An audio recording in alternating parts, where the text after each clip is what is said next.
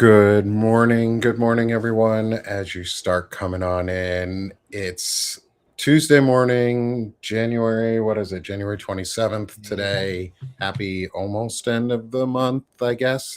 I guess happy. But welcome, everybody. It's Notes of the Week. I'm Nick Perro, not your dad, joined by, as always, my co host and colleague and friend, Walter Ryan, level 36 magic user, for our Notes of the Week on Sick of This Shit publications. And today, good morning, everyone in the audience as you're coming on in. For those of you who are here with us live, thank you for being here with us live. We appreciate you. Smash that heart as you come on in.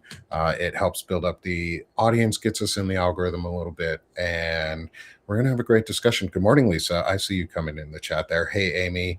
Let me call out a name or two here because I saw some highs. Hey, Amy. Hey, Lisa. Hello, Corinne, our fantastic guest today. Welcome. You are under the weather a little bit, so you are off camera, which is totally fine. I'm so glad to have you with us. Do you mind introducing yourself a little bit to the audience, to however much you feel comfortable with, letting people know who you Yeah, are? yeah. So my name's Corinne Johansson, and I have a Substack. Obviously, a lot philosophy, Marxism, and then also current events. And like a lot of you, I'm obviously deeply concerned about what's going on and what the regime's been doing lately. And obviously, with the latest execution that we saw this past Saturday in Minneapolis. Yeah. Are we getting some little connectivity issues here, Corinne? Are you hearing us okay? Or seems yeah, I can hear you. Can you hear me? Okay, good. Yep, we got you there. We just kind of but I mean, yeah, I guess it's just the gravity of what we're facing, and the word execution is the right word. I mean, we have to not sugarcoat this. People have to know people are dying, and we have to remember that these executions, for every execution, there's probably 100 children that are tortured. I mean, it might be 10,000 children that are tortured. And the tears of children are it's just awful what's going on, and just the indifference we're seeing. It's so extremely frustrating. So I'm glad you're here to talk to us about these things. Yeah, me too. Yeah, that's actually something that I'm writing about. Go ahead, Nick. Sorry. I was going to just say real quick is with what happened this weekend and what happened the previous weeks with Keith Porter on New Year or around New Year's Eve, I think it was, or on New Year's Eve. We have Renee Nicole Good. We have Alex Preddy. And these are just three names. These are just three of the many names. It was a tough weekend. It's been a tough year. Been a tough decade, but we entitled this nonviolence today, though. And Corinne, this is something that I know you wanted to be able to talk about, and it's also something that I advocate strongly about, and Walter advocates strongly about, is peacefully and patriotically, and what that means and how that translates into nonviolence and how we use that, both for our benefit, but everybody else's too. Corinne, do you want to go into your thoughts on that as we start our discussion a little bit? Because I think it's really important how we handle our emotions and our deliberate discussions around this after what happened with the execution of Alex Preddy. Yeah, really good Corinne, point. I mean, your thoughts on that? Yeah, can you hear me? Can you hear me? Yes, I can. Sorry. Oh, okay. Yes. Okay, great. Yeah, I think that the white hot rage is obviously really justified. But I think it's really important how we channel that. And the regime wants us to fight back what they're doing to all of us. But the minute that we respond in kind, it's going to be a slaughter. And I mean, you can't bring a gun to a drone fight. They are, we are, not prepared for that. And in doing that, it's just going to lead to even more bloodshed, and it's going to lead to the most vulnerable being killed. Trans people, children, the disabled, elderly people, they are going to be the first to go. And that is something that I don't think any of us want to see. The most vulnerable in these communities are going to be the ones that are going to be absolutely annihilated. And that's something that we really have to think long and hard about before, going raw gun. Now, I mean, if you're thinking about taking up arms because you want to protect your home, that's one thing. That's a very deeply personal decision to make. But when you're talking about collectively protesting out in the streets, that's another matter. Now, obviously, I want to be clear in saying that with Preddy, he was a legally licensed. There is obviously, we all saw what happened to him. That was not the reason why he was murdered, because he was already disarmed when they shot him in the head. So I just want to make that point clear. But when we're talking about mass resistance, there are so many other ways in which we can fight back against this regime. It's sort of like, I wrote a piece about this, and I made a, sort of an analogy to, a bunch of workers in factories, and they're being grossly mistreated, and yet they don't have union leaders. And then all of a sudden people are coming in saying, oh, why don't they strike? I mean, a strike is like the very last thing that workers do when things are. And there's unfortunately some people that are calling, and I mean, it's like going from 0 to 100. And we haven't even begun to use any sort of like major tactics like we're seeing already exhibited in Minneapolis with the strike that they engaged in on last Friday. And now there are calls for a general strike, which we need to be really taking seriously and talking about. Absolutely, Corinne. And I think a lot of what's coming clear too is how much of like the Second Amendment narrative has always been a lie.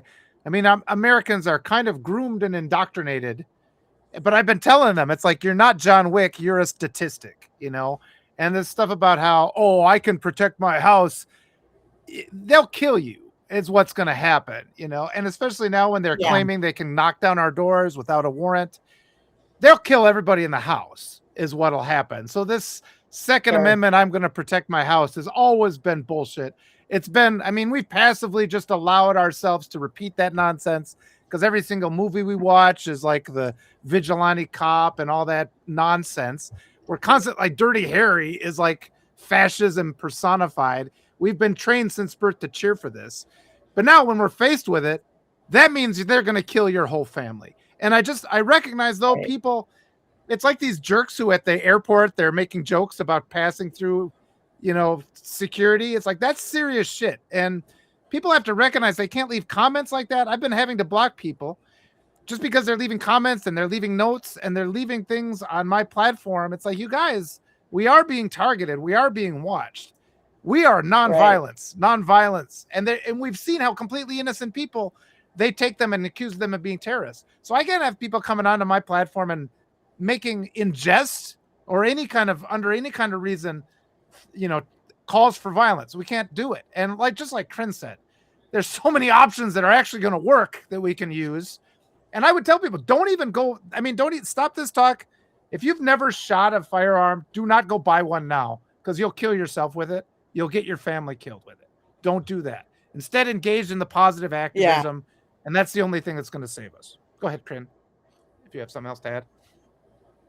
No, I was just agreeing. No, I think I agree too. I'm a gun owner, and I won't be upset. I won't be upset about that because I own a hunting rifle, because I want to be able to hunt. And if I'm going to hunt something, though, I'm going to eat it. It's food. I'm not part of the most dangerous game. Like that shit Yeah. is stupid. Yeah, fuck.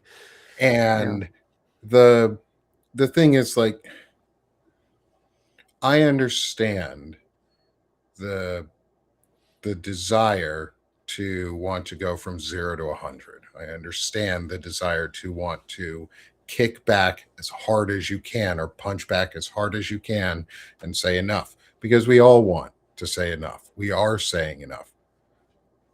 But enough in a collective sense is not shooting people, because that's what separates us from fascists in a lot of ways, is our willingness to debate topics, our willingness to put in the hard work and continue the effort when somebody punches you in the face, or does something really violent towards you, or executes a man in the street. The restraint, again, by the American people to protest the way that they did, where there was no violence from guns by the protesters afterward, is the right response. Right.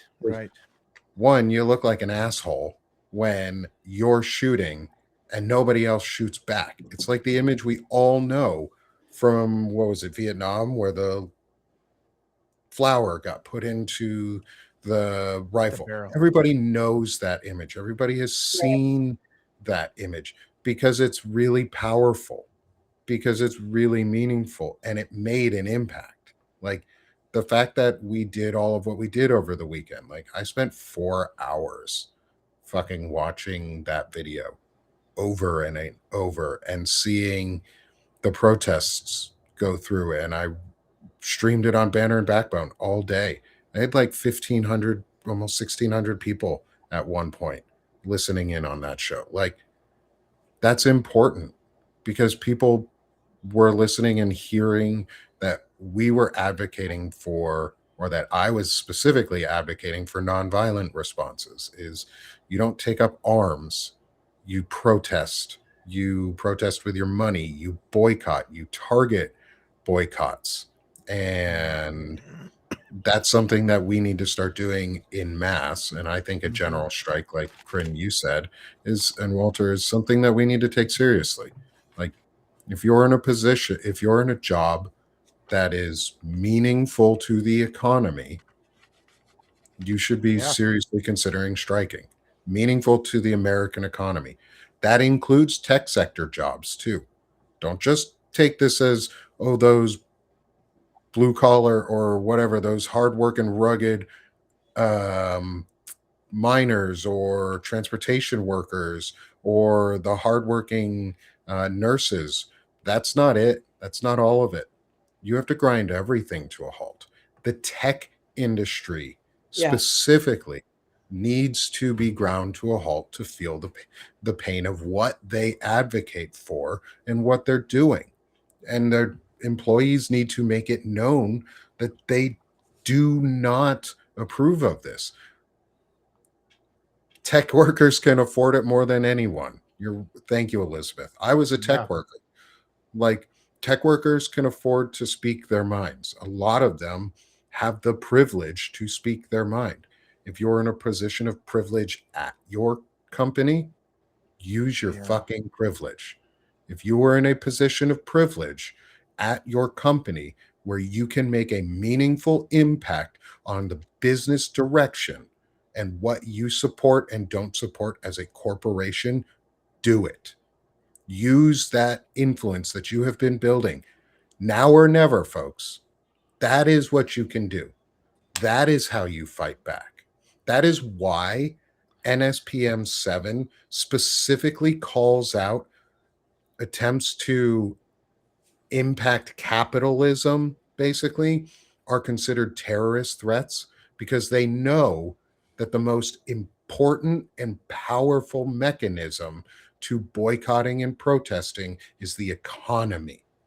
And they're trying to frame it as a terrorist act to impact the economy. It's not. It's your First Amendment right. It is you speaking with your dollars. Don't let them take that from you. Don't let them tell you that you can't do that. Prin, go ahead. I think that capitalism isn't it listed first in the NSPM 7 when they Let me listed look off up. Let me look it up.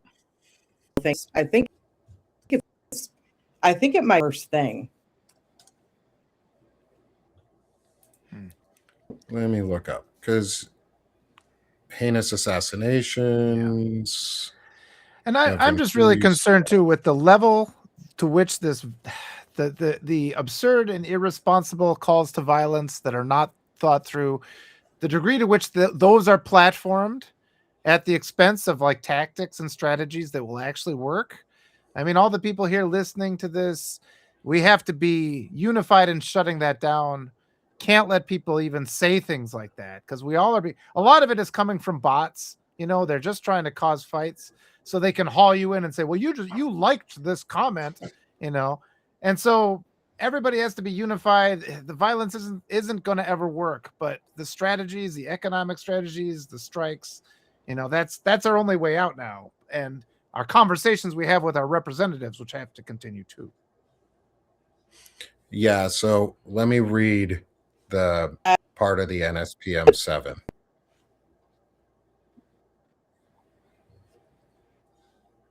Yeah, go ahead.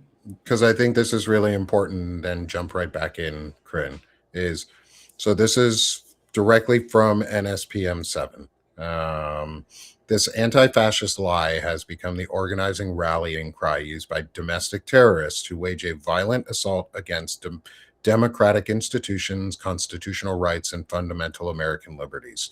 Common threads animating this violent conduct include anti-Americanism, which they have described above as support for law enforcement and border control, anti-capitalism, and anti-Christianity, support for the overthrow of the United States government, extremism on migration, race, and gender, and hostility towards those who hold traditional American views on family, religion, and morality.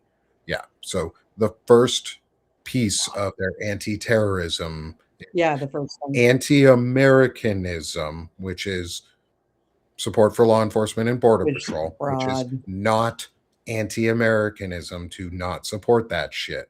Because just remember, the police were originally founded to catch slaves. They were slave patrols. They Yep. became the police. Just saying, the whole system is based on slavery and racism and white Well, supremacy. in the North, No. they were to break unions. Yeah. Yeah, and they want to break unions, and Yeah. I'd love to get your thoughts actually on the idea from a nonviolence perspective, because I live in a state where, thinking about unions, I live in a state where we have right to work laws, where workers basically don't have Right. rights. Because right to work is really the right to be able to hold your job until your company says you're no longer needed, and then they just dispose of you. What are your thoughts Yeah. on that, Corinne? Yeah. Because that's actually how I got on Substack. Was I got here right after losing my job in what should have been an easy case of I got like wrongfully terminated. But what are your thoughts on that? On like how do we work that in to the idea of people with their nonviolence and the resistance of like boycotting their job or taking time off, or how do we work that into that as a factor? Because I know people are afraid, I'm going to lose my job, I'm going to lose my livelihood. What are your thoughts around like how do we support that? Yeah. I mean, that's a really tough one. Like I was saying, I in Virginia, that was a right to work state, and so many. I don't know what the strategy is for that, since there are so many millions of workers who do work in states like that where you can just be fired at will, no matter what. So I think that the tactic, that's why the general strike is probably so critical, because if you do it in mass, it's a lot harder just to all employees. It's known that they're doing it in mass. One of the first things that come to mind. I don't know what the two of you think about that. But if it's only done by a small portion of employees, then it's a lot easier to target them. I would say one of the things I saw, and I've had a couple people talk to me about, is we keep telling people to call their representatives, but that doesn't mean your elected representatives only. You can call your union representatives if you are fortunate enough to be in a union. There are a lot of unions that have a tremendous amount of political power. Talk to your unions and say, look, I'm sick of having a militarized force that violates the Constitution, where they send masked men who don't properly identify themselves, who are harassing and harming children at schools. I'm afraid for my children. And then, teachers' unions would be a wonderful place to start. They have a lot of power. Just call them. And it's like the more because again, I've talked to people how the left or left-leaning people or rational people are just indoctrinated to never speak. Like, we're constantly just supposed to be silent. In the wake of a mass shooting at a school, we're not supposed to say anything. We're not supposed to talk at holiday gatherings about the cruelty of religion or politics. We're constantly pressured never to speak. So push that aside. You are allowed to speak. Call up your representative. Say, I don't think it's safe at work. I don't think it's safe to send my kids to school. In addition to your political representatives, call unions. Call the school district itself. Ask them what their policy is. Just get these things talking about. You want to pressure the principal or the superintendent to have to send out a note to the entire community saying, I recognize a lot of the people in this community are worried about the encroachments of ICE, because we're still in this messaging war. I mean, ICE is a relative compared to the whole rest of the United States. It's still a small organization. And if we can get every American citizen activated to understand what's happening, then we have the power. That's an effective way to go forward. And you're not going to lose your job. Go ahead. No, go ahead, Nick. Yeah, I agree on that. I think I was just going to say, I think mass solidarity is what we need. Oh, we're having some but I called my mayor.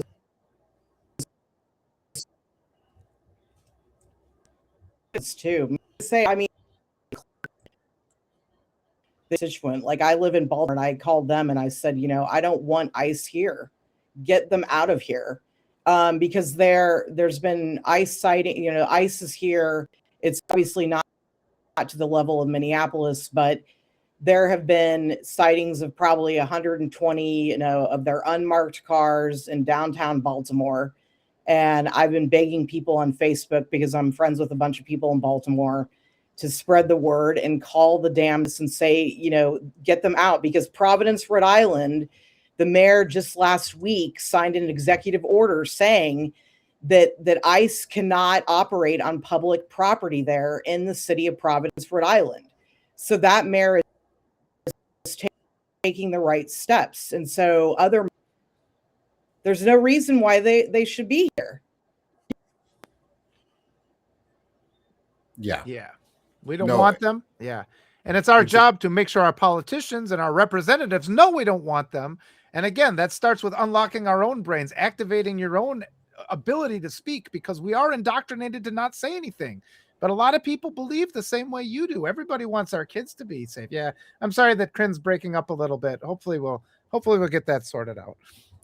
Yeah, I think we're just having some tech issues for the day.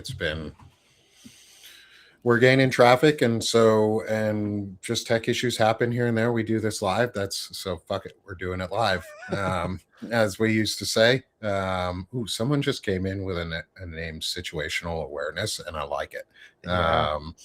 Because there's a lot of people who need situational awareness and have done. They don't know how to stay in their lane or watch their lane, as you'd say in the Army. Or in the military, is watch your lane, which means focus on what you're good at. And one of the things we can do is talk about, like, I'm good at talking about what's going on and connecting people, and like helping spread awareness on things. Like, accept what you're good at and start doing it. Like, if you are passionate and good at something, go do it right now. Like, part of the protest is also bringing back your livelihood and bringing back your future, because you're not letting them take it away from you, and you're returning the power to you and not the abuser. And because these are abusers, this is what we're dealing with. We're dealing with abuse as a government system.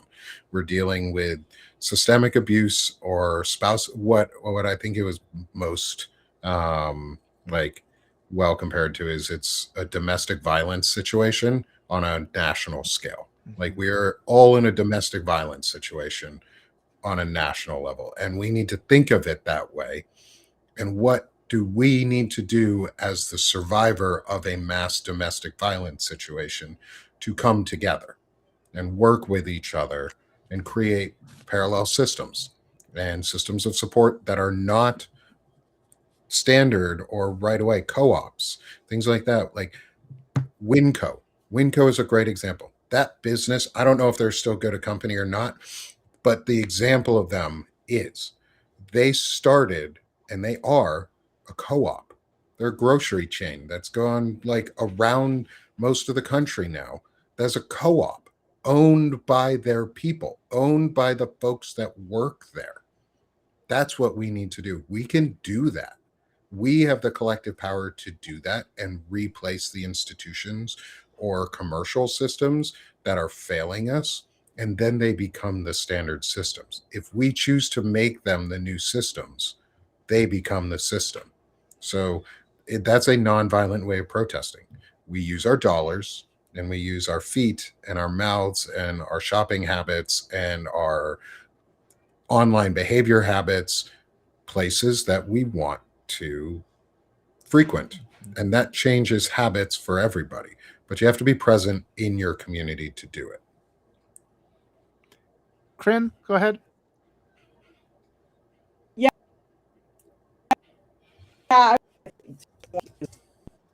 a lot of what we need to be doing on the ground and in our communities. So, for example, this coming Saturday, there's a protest here in Baltimore against ICE at City Hall. So, I'll be showing up, and I've been spending a lot more time with my neighbors, on my street, getting a feel for what they're thinking, how they're feeling, but just connecting with them.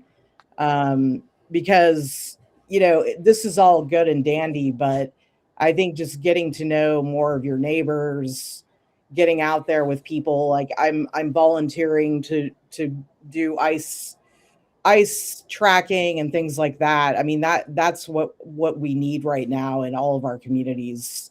And it's, it's putting yourself out on the line, but it's it needs to be done. And I mean, if it depends on how you feel with regards to safety. There are other get involved. If you're not able-bodied, there's certainly other ways in which you can involve, because not everybody is able-bodied. So it's also important to point that out too.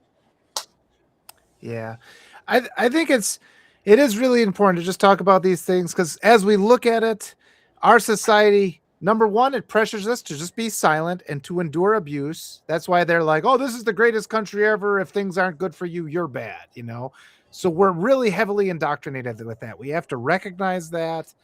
And then the other thing our society does, it trains us to respond with violence if we get frustrated. And that's the thing that's constantly mirrored. So we have to look at these two massive areas where we're conditioned to do exactly the wrong thing. And we have to just sit down and calm down, because, they always show the glory of war and then they disregard the fact that you get killed, So that's what. Or you come home broken. Yeah, absolutely. And that's the thing. Issues.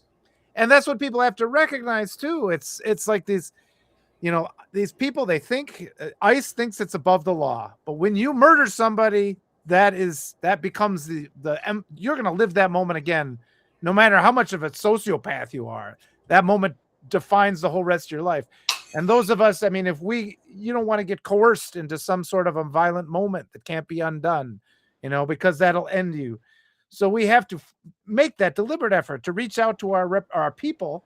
And like you've been saying, our community, our other kind people, deal with that frustration and fear, because everybody is feeling with frustration and fear. And these are evolutionary reactions where you respond, in a way, fight or flight, so we have to go past that. There's that instinctive part. We have to invoke the rational part of our mind. Somebody mentioned writing to the GOP reps. I don't even think that's worth it. I think we should be writing to our union representatives and our Democratic representatives and our school board members. I mean, there's a lot of people that you can write to. We don't think about it. I mean, people think, oh, we have to win the presidency. No, talk to like the most basic, go talk to your librarian, go talk to anybody in your community, and let it be known how your community feels and encourage other people to talk. We have to lift all of our voices because there are more of us than them. One of the things you can do too is create neighborhood watch groups or become part of neighborhood watch groups that are meant as a nonviolent protection. ICE Watch, like those ICE observers, those folks know what they're doing. They have training on tools on how to safely observe ICE and safely observe law enforcement, other agencies that are law enforcement, because ICE is not law enforcement. ICE is a rogue paramilitary group and oppressive, like domestic terrorist organization. That's a great way to describe them. They are the domestic terrorist organization because they're causing terror domestically to everybody. They're making people afraid. Like, people live in fear. That would be the definition of terrorism, is terror on a mass scale targeted to impact a community, not by the event itself, but by the outcome of the event and what can come after the event and the threat of another. The killings are terror acts of terrorism, because the murders of Renee Nicole Good, of Alex Preddy, of Keith Porter are acts of terrorism because they are meant not just to impact the person that died, but they are meant to make a message to everyone else and terrorize us. Yes. Everyone lives in this state of fear right now. People live in a state of fear. Collectively, we break that fear. We have to be the force that drives that fear back, because we cannot let them control our lives. Fascists thrive on the idea of inevitability. They are not inevitable. They're just right now. And we have to deal with what is right now, which means observe, record, and prosecute. Like Walter said, like Kryn has said, is talk to your local community members, talk to your sheriff's department, talk to your elected sheriff, because you elect sheriffs. Talk to your sheriff and find out what their opinion is on ICE and their opinion on the activities and what they are doing to either deputize citizens without weapons to ensure that they have lawful means of protecting their communities. How are they ensuring that they are protecting? Who are they protecting? Ask that question. Who are you protecting? The citizens or the law enforcement agency? And if their answer is not the citizens, then they're wrong. Law enforcement is supposed to enforce laws to protect. They're not protecting. By terrorizing, they're not protecting. So go to your sheriff's office, go to your city council, go to your city commissioner, like you're the finance guy or woman or other, whoever they may be. Find out who your commissioner is, because they hold the pocketbook, the treasury. Find out who owns the treasury in your county or your town or your city or your district. Find a lot of ways to get influence from them or direction on who to speak to. They'll know. Most are helpful. Kryn, thoughts? Regard, you know, this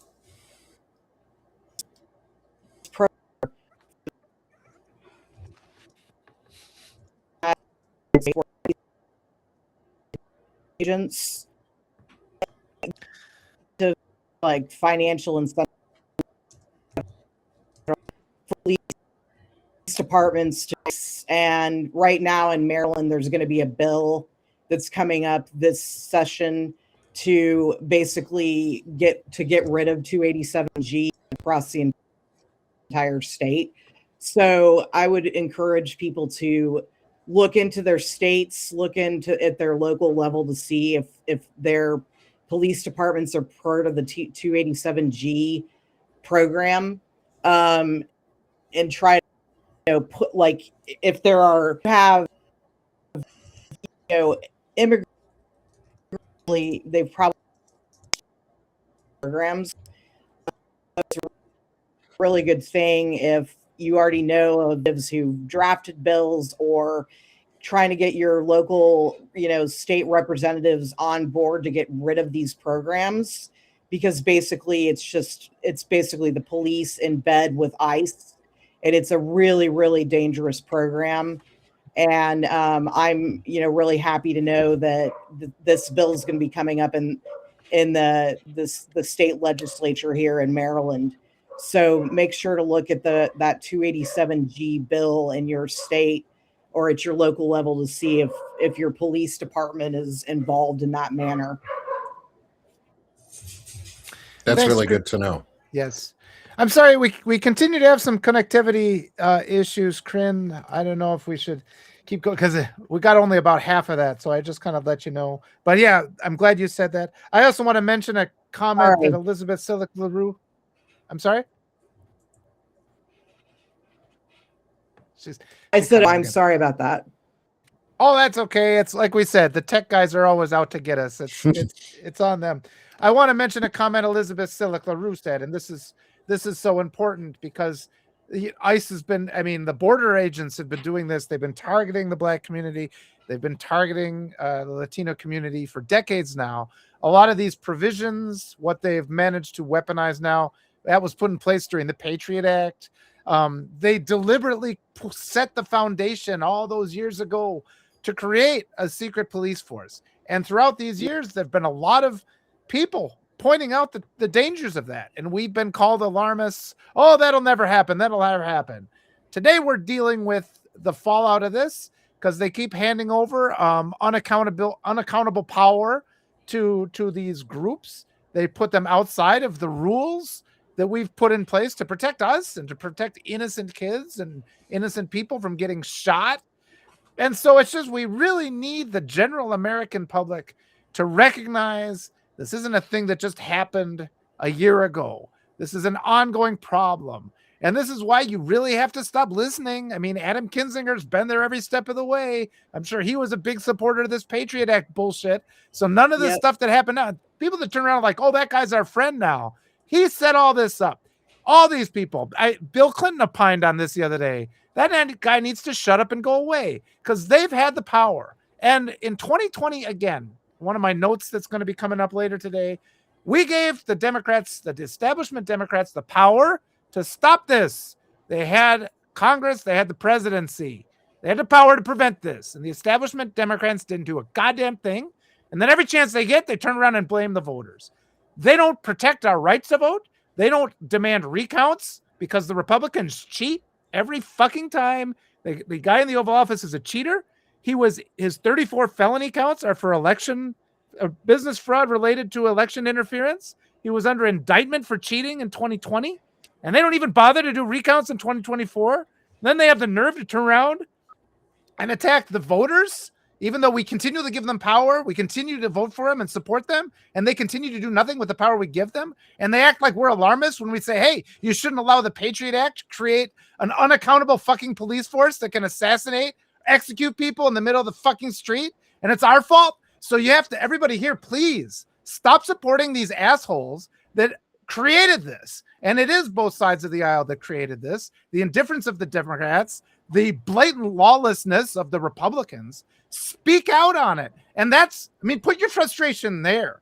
And those are the ones who are out there telling us lies again and promoting this violence response that is just going to get us all killed because they don't care about us. We've repeatedly given them the power to stop this. They've repeatedly failed. Yeah. So we have to activate now and get in representatives that'll work for us.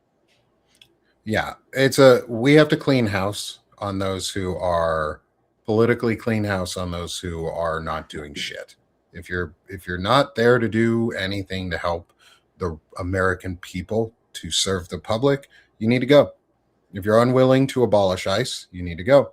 If you're unwilling to hold ICE accountable while abolishing ICE and not just pardon them or let them off the hook. There needs to be a true truth and reconciliation moment. We have laws that are fairly harsh in this country on certain things, and I'm not against some of them. I do think there are deserved penalties for certain things, especially when you try to purposely destroy the government and kill bunches of people. If your intent is to murder us in a criminal act, in a criminal case, whether you murder me or not, if you attempt to murder me, you can still go to jail. It is attempted murder at times. Like when health practices that they are doing are attempted murder, things like that, taking away education and food subsidies, and food is attempting to murder in policy. We can talk about it that way. Nobody ever does because Democrats are too fucking nice. So yes, it is both sides. Democrats, specifically corporate Democrats, are fascism later. They're fascist light. They want fascism later. Republicans want fascism now. Progressives don't want fucking fascism. And like, that's it. That's it. I don't want fascism. Don't want fascism. Also, there was a comment in the chat that I need to address real quick. Being Jewish, being someone who does not support Israel in pretty much any way at this point, because of the things that they are doing and the Holocaust and the genocide that they are causing in Gaza. I do not agree with Benjamin Netanyahu's government or the Israeli people who support him. All roads do not lead back to Israel for problems in America. That is a very problematic statement. That is very problematic to me. It is very anti-Semitic and is very problematic. All roads do not lead back to Israel. That is how we get to Jewish people need to go to camps because they're secret Israeli spies. Let's not go down the route of all roads lead back to Israel in America. You know what all roads lead back to in America? White fucking supremacy. Don't come at us or don't come at me with all roads lead back to Israel. You know where most roads for political strife in America actually lead back to? Russia and ourselves. White supremacy, imperialism, colonialism, the white man's burden, and the manifest destiny. Those are the problems, not Israel. Correct. Crane, go ahead. I understand. Then that's a very good clarification. Thank you for acknowledging that clarification. Yes. That it is not leads back to Jewish people. Be very clear when you speak on that then, because folks like me who are Jewish, who do and can trace my heritage all the way back to Israel, all roads do not lead back to Israel. That is how we get murdered. Yeah. Just because one Jewish person is doing it doesn't mean we're all culpable. That's the whole thing. That's the whole problem. Like, we need to get rid of Benjamin Netanyahu, but we need to get rid of the system behind him. Just like in America, we need to get rid of the system behind Trump, not just Trump. He's a cancer. But the problem isn't just the single cancer cell. It's the fucking mass tumor that is eating our society. Mm-hmm. That's white supremacy, not roads back to Israel, just for clarification. I'm glad they made that clarification. So thank you, wonderful people in the chat, for clarifying yourself and giving us the opportunity to see that. Corinne, we might give you like chance to give a final thought here and then let you go because of the connectivity issues. I love you. I appreciate you. I'm glad you're here. I hope we have a better technological thing next time, but go ahead and give your, it stabilizes after you talk for a minute. So go ahead and get started. With the horrors that we're seeing on the streets also need, you mentioned this earlier, was what the hell's going on in the camps, because we have these concentration camps, and I have a piece coming out later today about we have to also remember all the deaths that have occurred in the detention camps in 2025, and there's already been, I think, at least 8 of them in 2026, and we're only a month into the new year. So what is going on in those camps? Since we're seeing what they're doing on camera on the streets, what are the horrors? Yeah. And what are the horrors behind You know? the walls that we don't know about? Like, they have camps on Yes. military bases. They have camps that are Yes. considered black sites that we don't even know exist anywhere. We just know about a couple of them, like Alligator Alcatraz. Nobody really talks about it anymore. Or the fact that when they were told to shut down, there was a heat signature investigation done thanks to Dre's dossier. They did a deep investigation and looked at all the NASA satellite images for heat signatures and found some really, really, really disturbing looking findings of massive heat signatures a couple miles away from the Alligator Alcatraz after they were told to shut down, so that maybe evidence was destroyed, maybe bodies were burned, maybe people were murdered, maybe medical experiments were done on them, because we know that's what the Nazis did, and these people like to compare themselves to the Nazis. They're not upset by that comparison anymore. They openly embrace that comparison. Well, the Nazis practice eugenics. The Nazis practice on people. They made medical advancements by practicing on live subjects and butchering people. They practiced terrible, terrible medical procedures on people. Guess who owns a neurochip company who is a avowed or openly avowed Nazi who has billions of dollars with zero repercussions on any action he has done, and just happens to have had a contract with a nearby hospital and university to the Alligator Alcatraz. Elon Musk owns Neuralink, which is a company that is embedding chips into your fucking brain. There were brain surgeries done in Alligator Alcatraz. Causation and correlation aren't always right and aren't always a thing, but when the pattern happens enough, it's a thing. Like, you can't just keep ignoring the pattern. Yeah. And that's what we need to be talking about, like, and keeping in for accountability. Like, there can be no forgiveness for those types of actions. Correct. And it cannot just be the people who perform the surgery or perform the act. It has to be the CEOs and the corporate boards that authorize those policies and authorize those acts to happen. Yeah. Yeah.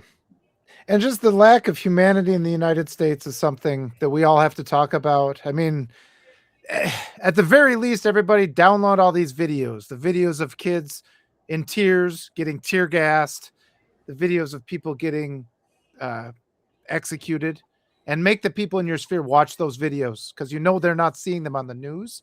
You have people that turn away from these facts and these videos and these testimonials that we have.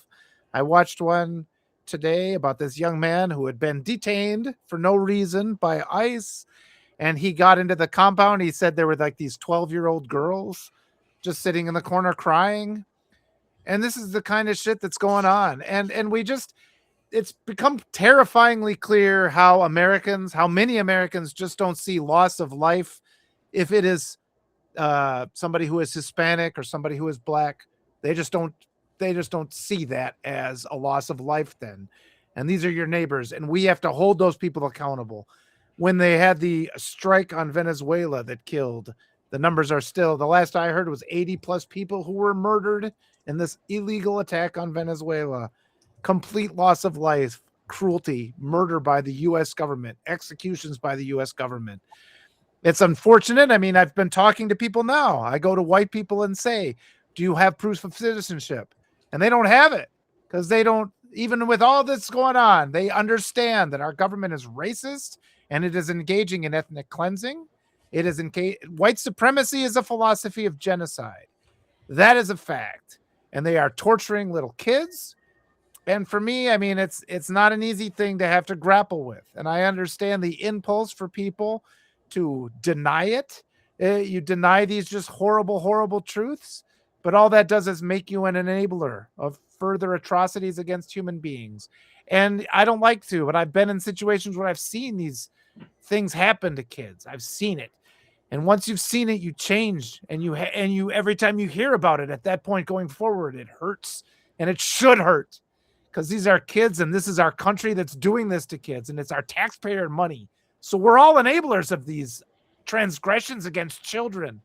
So we have to find our courage and have these hard conversations first with the people in our sphere. Make them watch the videos that are available. I mean, and then you understand, you take the next step of knowing there's all these atrocities that have not yet been documented that are happening. So there needs to be this sense of urgency. But our response is to not be violent. Our response is to organize and to make people see the truth and to rip away the blinders that they've put in their face, those indoctrinated blinders. They've been groomed not to act and to surrender their power. And so many people are speaking words of frustration and they're speaking nonsense just because they don't know what else to do. They're like deer caught in a forest fire who run into the flames rather than run to safety.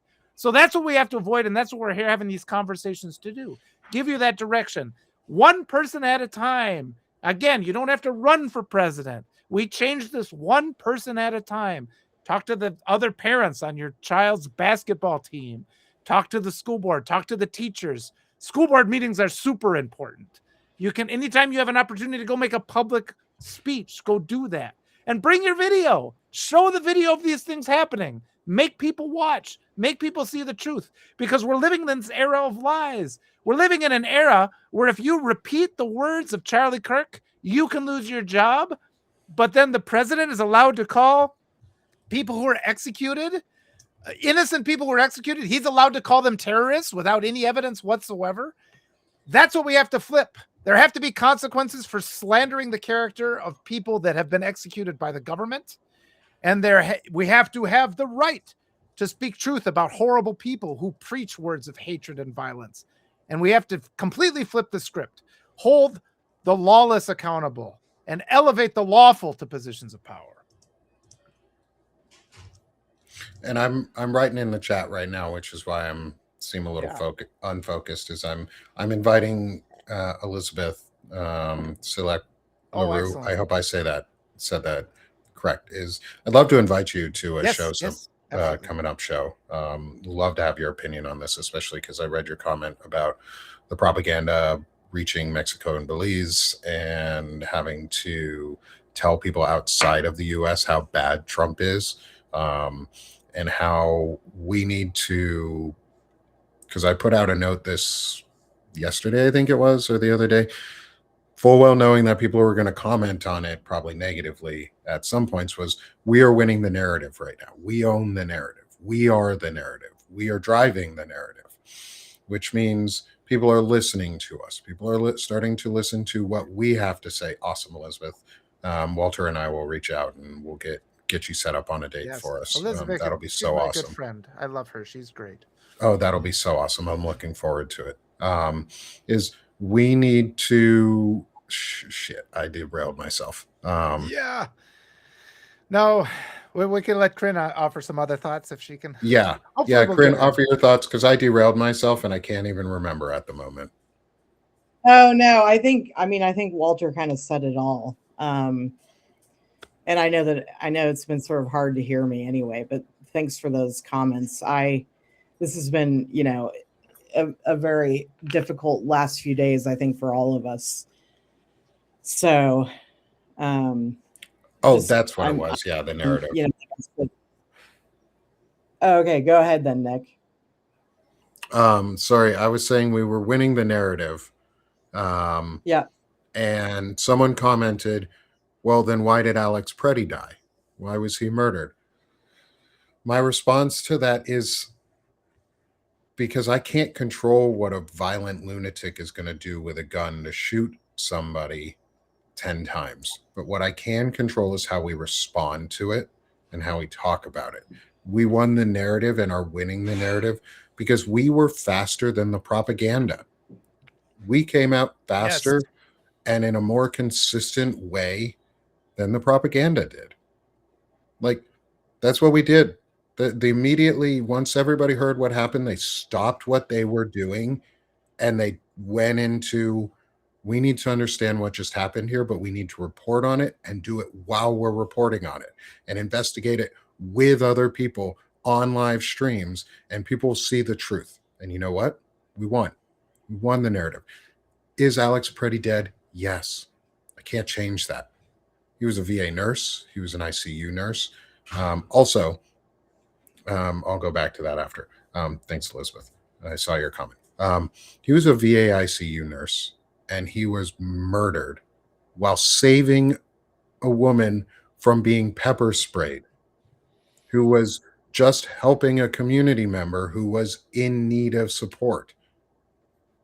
He died for that. He was executed for that. Our response has to be so much bigger without any violence. Without any violence. It is not violent to withhold dollars from a business. It is not violent to stand in the street with a sign and a whistle and a bullhorn. It is not violent to let your voice be known where you are not threatening people. It is not violent to collectively organize and get together and use your systems within your communities or your work or your union or your teachers association or your nurses union or whatever it may be. Use those systems because they're what's going to work together. And I also want to put an update, not for you, Walter, on the number out of Venezuela. Was Elizabeth, I think, said 109. My heart goes out to them. That's awful. My heart goes out to them too because of murder, senseless murder. Just so what? We could capture Nicolas Maduro. What has that done? What good has that act done for the people of Venezuela? What good has it done for the people of the United States? Yes. And the US goes and destabilizes countries in South America, and then it complains when people come in desperation to the United States. It's so offensive. Get the hell out. America can't run America. You can't do a better job in South America. You can't install your bullshit white supremacy ideology in South America because it will be rejected there, because the people of South America are kind and loving people who value human life, unlike fucking Americans, is the reality. And so, yeah, we just have to talk. We have to turn this country back, and we have to make people see. It's like we have to talk to the little old grandma who bakes cookies for the people in her neighborhood, but then goes and votes for a guy who openly brags about sexually assaulting women. That's the bizarre gap that we have to close in the United States. You have to recognize if you're voting for a man who openly brags about sexually assaulting women, you are a bad person. There's no consolidating that in your head. It has to stop. And it goes all the way back to allowing a Patriot Act to be signed into law that that sets the foundation for a secret police that ends up with good people getting executed in the street. So this is the big problem that we have to look at, and we have to demand permission to speak about these things. Yes. Corinne, your thoughts on that? And it's at the top of the hour. Well, I was going to say there's going to have to be some sort of. I know from an inside side, the administration talked about that, but then they obviously didn't do anything about it. And this is going to be desperately needed once these sadists are out of power. Yes. I've been talking about that. We just need to pressure our Democrats to come and talk to these small podcasts like this, because they don't talk to like the small creators. Yeah. They're insulated. They listen only to their big media guys, the guys who live in mansions, who have flooded Substack, by the way, to suppress these smaller voices like us who are willing to tell the truth. So yeah, that's part of it too. Thank you, Chris. Yeah. Yeah, that's really important. Is we need to figure out, well, we not need to figure out we need to put pressure on our leaders through, like we keep talking about, through money, through their donations, because until we get money out of politics, the only way we're going to impact it is with our dollars. Is we pressure the donors, we pressure the local officials. We don't have to directly pressure the politician. You can pressure everything around the politician that goes, there you go. You don't get your money that you so love because that business doesn't support you anymore. Or that business has decided that the way that it's going to support you is you need to change your policy stance or they're done. So we have that power and we have to demand it. This is the moment where we are remembering that we are not passive Americans. Americans are not passive people. Americans are passionate. Americans are brave. Americans want to show courage and dignity and respect. That's the America I fought for. That's the America I dream for and that I continue to fight for. But fighting doesn't mean violence. Correct. On offense doesn't mean violence. I'm on offense. And it's one of those things too where we're learning to reuse words. We're learning to check what we do right and wrong and evaluate ourselves. And we have to ask, how are we impacting our communities? What are we doing good or bad for our communities, and self-evaluating on that. And there was a mention in the chat about it's all a distraction from the Epstein files. No, it's not. It's not. We got to stop thinking everything's a distraction. Like, one, the work that we are doing to culturally change America is what prevents the Epstein files from staying a thing. We cannot stop the Epstein files by just going, oh, Trump, you bad, and putting him in jail. We cannot stop pedophile networks and human trafficking networks such as ICE, because that's what they're doing. They're kidnapping children and trafficking them, and women. We don't ever hear about where the women and girls and boys go. We don't ever hear about where the kids go. We only hear about where the men go. We don't ever hear, that's human trafficking. They trafficked a child to entrap their family. And yes, it's probably not entrapment legally, but that was an entrapment. They trapped that family to make that they used a fucking child to capture a family. You know how much fucking trauma that kid has gone through now? That's trafficking. That's abuse.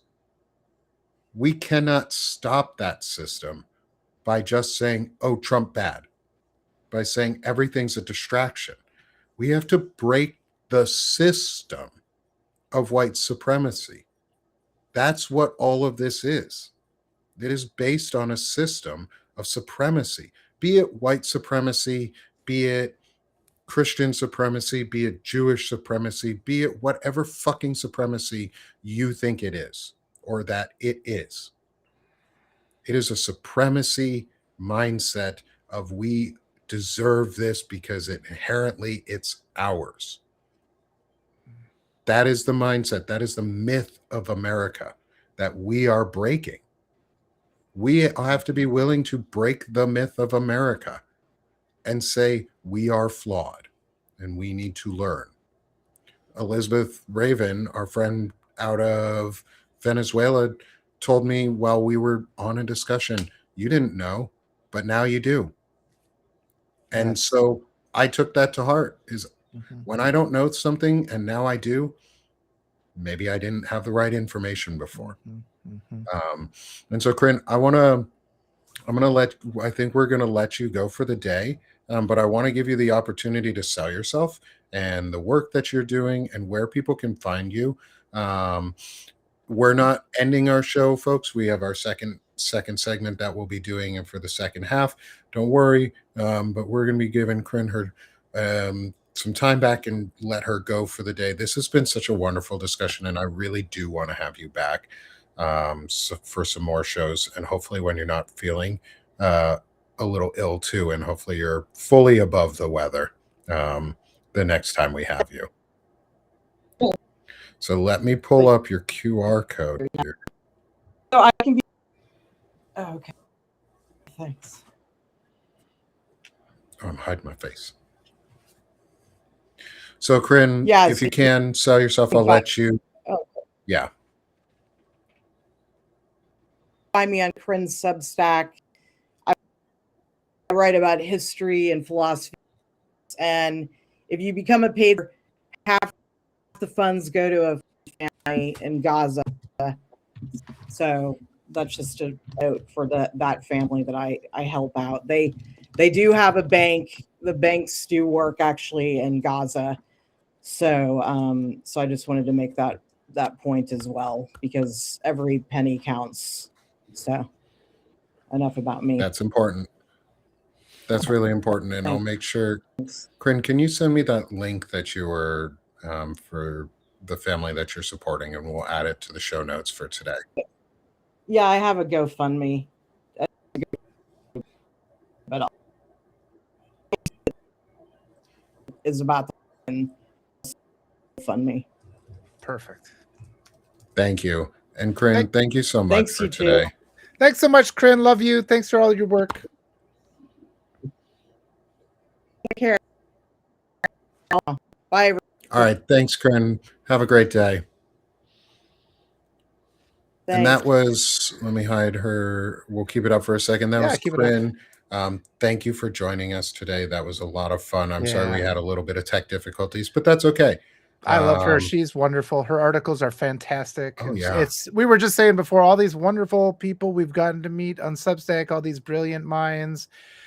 It's helped me get through this year, just knowing all these smart people are out there. Like I said, I used to hate like collaborative projects in school. I'm just like, because I wrote about it. I'm like, I was tasked with finishing the project before the other two kids ate all the paste, and I never seemed to win because I was outnumbered. But these days, all these brilliant people, and it lifts my heart. So I thank you for that. Yeah, and for everyone in the audience, don't worry, we're not going anywhere. We're moving into the second half of our show. We've got another hour left with us. Yeah. We do 2 hours. Wow. By the way, for programming note, Natasha, we are going to have to reschedule with you for next week. We'll reach out. Both of us. I'll probably chat with her next week, and then we'll reschedule for the both of us too. So okay, I'll great. Still be on with Natasha next week. Perfect.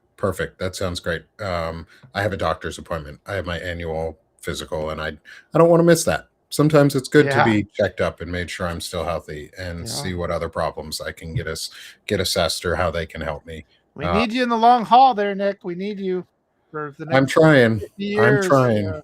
At least I'm trying. I got years left. My wife and I made a deal that we at least have to get to 80 together, which means we've got plenty of years left. I promise I will never die. I will not Team die America for a while. Yeah. And this has been, I think one of the things too is this has just been a really good way to remind ourselves that we need to stay focused at home too. Yes. And what community means to us, and how we build our relationships at home to fix things that are broken. Because my goal is, I haven't pushed family members away.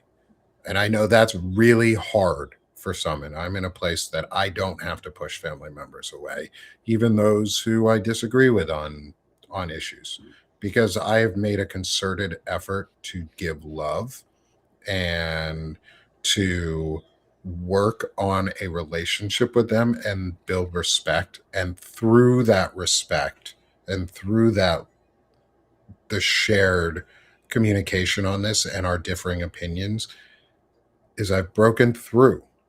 And Yeah. because we own the narrative, because truth has a bias towards progress. And to do that, it takes time. So we're consolidating that into these shorter time periods to give Yeah. ourselves a moment to say, do the hard work too. Yeah. Our battle is the hard work, not the easy side. The easy way out is to shoot people. Yeah. Don't do That's that. that's No. the easy way out. Like it's the wrong way, but that's the easy way out. That's Yeah. how they see it, because they don't see any repercussions, because they Yeah. see that they can do it, because they see that it's their right. They believe that they are inherently gifted or inherently predisposed to have this. They think it's theirs. They think you belong to them, ownership. That's what we're breaking down. So, like, I don't focus on the Epstein files as much because Ellie does. Ellie Leonard and Zev Shalev Yeah. do an incredible job at it. And I Yeah. boost their work and I Yeah. boost what they do and I talk with them about it. But that's not my main focus Yeah. because I'm better at other things. And like Walter said, this is a team project. Yeah. And I wasn't always good at those growing up. And I'm learning how to be much better in a group project setting like this. Yeah. And realizing where I need help too and what I'm not good at and Yeah. what others can be, even if I'm good at, where others are better at. Mm-hmm. And I'll say too, I think our job, in addition to uncovering what's in the Epstein files, we have to help educate the general population to accept the truth once the truth comes out, because there's a lot of people in our society that just have that veil over their eyes. They just don't see things, and it's up to every single one of us. Because I'm afraid that it's like the Epstein files isn't going to show anything. It's impossible for me to have a lower opinion of all the names that have already been associated with the Epstein files, no matter what we see. And just that we know that there's so many people in our society who have seen evidence of how awful all these people are, then they've conditioned themselves to be blind to the proof. And I always say too, it's like the right, through rote conditioning, they make their base accept a white supremacy narrative that makes them deny reality.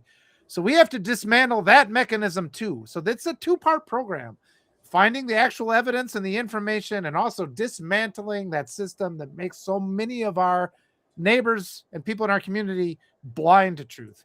And I mean, what Nick said too, I mean, I've tried really hard with people in my family. They used to play with my kids. My wife is an immigrant. They knew them. They played with my children. They claimed they loved them. And they voted for my kids to endure oppression and abuse. And so I did I'll unapologetically say I feel I'm as good a communicator as anybody. And I couldn't get through to them. I've tried. So it's like, I'm so glad, Nick, that you found strategies to get through to people. But I also want to say there's some people you're not getting through to. Yeah. So, yeah. And know where that limit to is. Like, you're not going to win everybody back. You're not going to convince all people. There will always be a group of people that can't be convinced. And there's a ton of people that will be convinced. Yeah. Because they need to understand what it means to impact them. Because America is built on a system of Americans have been lied to that we are built on a system of rugged individualism. We are not. Nope. The American system is collectivism. The American system is a collectivism system. The founding fathers, good or bad for who they are, put together and collected their wealth into a single national treasury. They gave away their wealth to found this nation. They gave away their wealth. They pledged their sacred oath, honor, and lives and dignity to the nation. We have people sitting here who would rather see it burn down because they're getting taxed $1 more than they think they should. And I'm talking billionaires and people like that. It's okay to call those people out and tell people in our families and make them see that they're no different than we are. we find the common ground, and if they're unwilling to see it, okay, that's on them. End it. At some point, protect your emotional space and go, "Yep, okay, you're not Yeah. worth the discussion. You're not worth it until you're ready to make a change. You're not in my life." And Yeah. that tends to make a really big impact Yes. on people. Tends Somebody to make a asked really big impact. about what to say to people who say I agree to disagree. I just tell that's a white supremacy argument. I mean, there is verifiable fact, there is integrity, there are actions that hurt people. You can't look at a child being abused and then tell me that that's not what's happening and that we have to agree to disagree. Fuck that. And yes, I mean, do not be afraid to tell grandparents, you're never seeing your grandkids again, asshole. If you're going to vote for their death, fuck you. And this entitlement of people to not care about the future of our children and then demand, it's like ghosting people is one of the only times Republicans ever are forced to endure accountability because this society is so corrupt. Somebody said too, other countries have social programs. The United States have women. We just make women do all the things that just men refuse to recognize are the hardships. And it's unfair.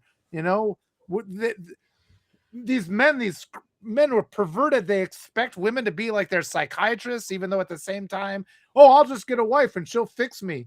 It's up to you to fix yourself, buddy. Yeah. And you have to be a participant in your life and to the lives of your children and all these things. I mean, just this massive structure of intolerance and abuse that we've all normalized and we have been trained to be silent about, trained to think we can't even talk about it. We have to talk, and through talking. Because in this last year, Nick and I together have talked a lot. I've learned so much from Nick. But in addition to that, it's so amazing. And it's just the companionship and the encouragement and saying, you know what, that actually is right. And then we go through the week after we touch bases once a week. And then it's like, what happened to you this week? And it's just sort of like, you were right to do this, or maybe this you could have done better. But it's just that encouragement and continue to go forward. And in this year, we've come so far. And it just opens the eye. Once we get everybody thinking this way, we can quickly have it can be amazingly fast. I know I feel overwhelmed with depression and frustration and fear, but change can happen astonishingly fast. So just keep coming back, everybody. Yeah. And one of the things Walter, I want to acknowledge and give you so many props for. And I hope you take this compliment in all the amazing, and I hope this helps make your day better. Good. You got a really nice compliment from Neurodivergent Hodgepodge yesterday. Okay.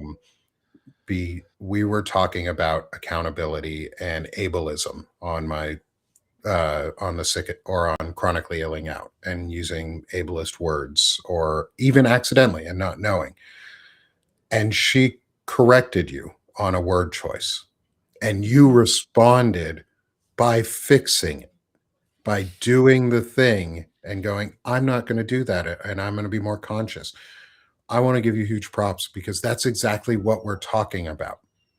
If you want a example of what it means to be an intelligent man in America right now, look to Walter Ryan, because he took the criticism and the critique as a learning chance and not an attack, because it wasn't personality. It was a mistake. And now you know, now you grow. And Walter embodied that. And so, Walter, I just wanted to give you an awesome shout out for that. I hope that. Thank you. And Neurodivergent Hodgepodge, you're freaking amazing too. Yeah. Today's conversation was so wonderful. And you have helped re-inspire me to focus on additional word choices that I may use or not use, and being very specific as to why I talk about men the way I do, and why I refuse to degrade women when I talk about men and pieces like that. Because like you said, Walter, we have, instead of social services in the US, we have women.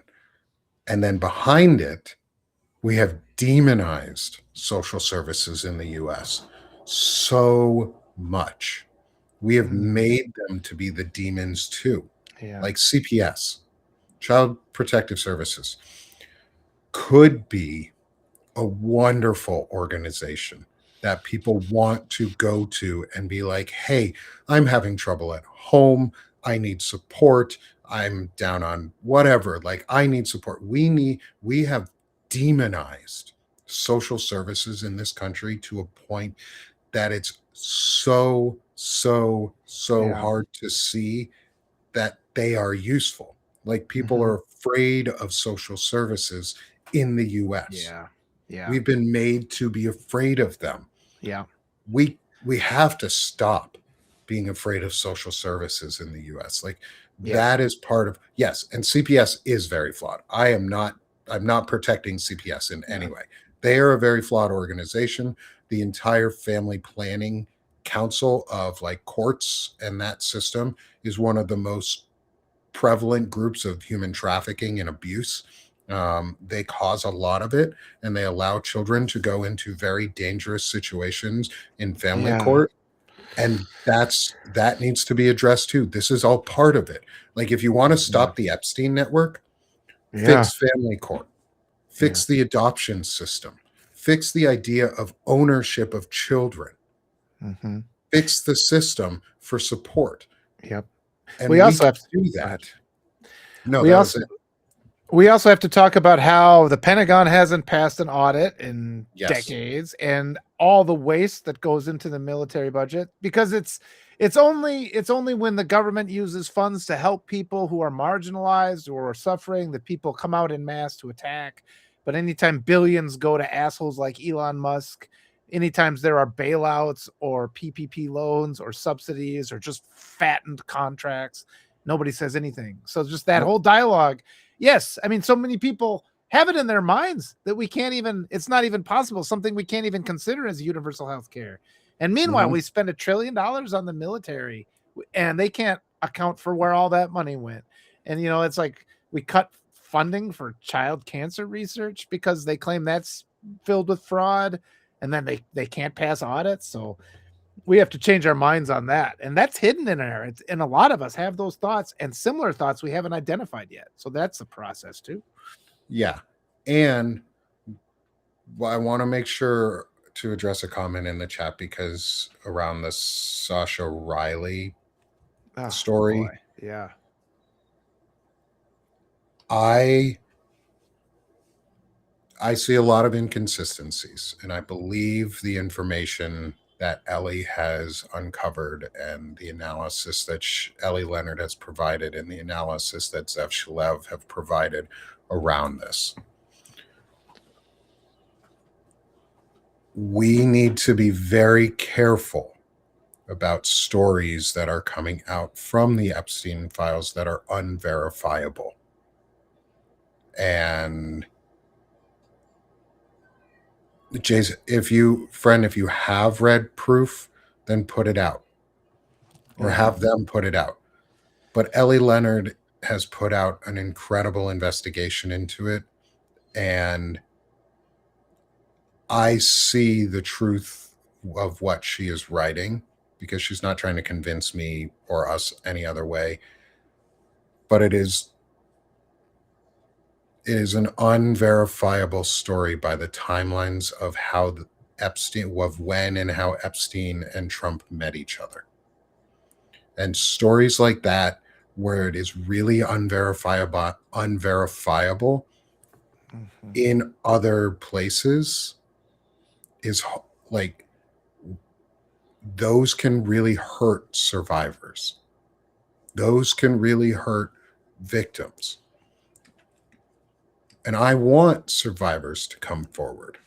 Especially if there are men, I want men to be, who were boys at the time, to be able to come forward.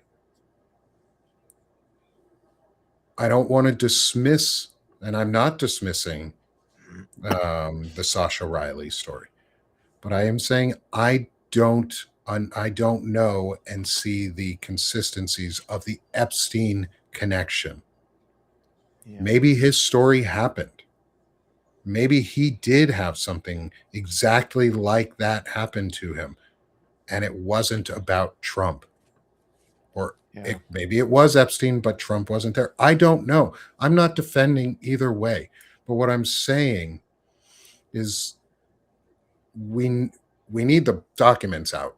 We need Yeah. people subpoenaed, and we need people to tell the truth.